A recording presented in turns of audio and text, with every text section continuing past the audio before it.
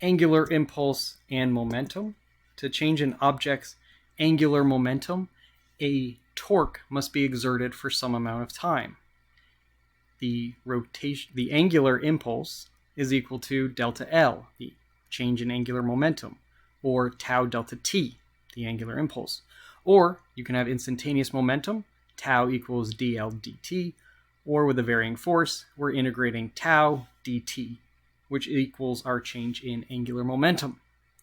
Angular impulse, or change in angular momentum, is the area between the x-axis and the curve of a torque versus time graph. Angular momentum is a vector, so direction matters. Counterclockwise is usually positive, and clockwise is usually negative. Angular momentum is not conserved when there's an external torque acting on the object or system.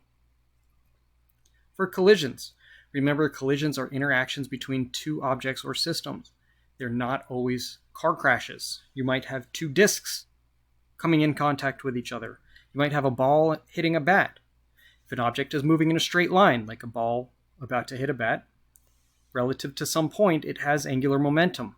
For objects in a straight line, use L equals mvr. For objects rotating, we're using L equals I omega.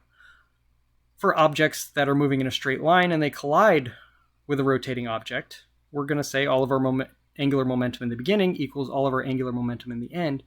In the beginning, it was moving in a straight line, mvr. In the end, it was rotating, I omega. Angular momentum is always conserved in all collisions. Remember, this is for a very brief time.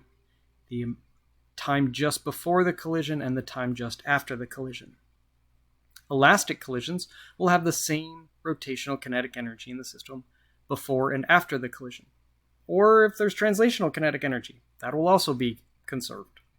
Inelastic collision means your kinetic energy is not conserved because the energy has been dissipated due to heat and sound. For a perfectly or totally inelastic collision, that means the objects are sticking together. So we start with one angular momentum plus the second angular momentum. That equals our combined rotational inertias and one final omega, or angular velocity. Explosions are totally inelastic collisions, but in reverse. We begin with our combined rotational inertia times one angular velocity, and in the end we have multiple angular momentum.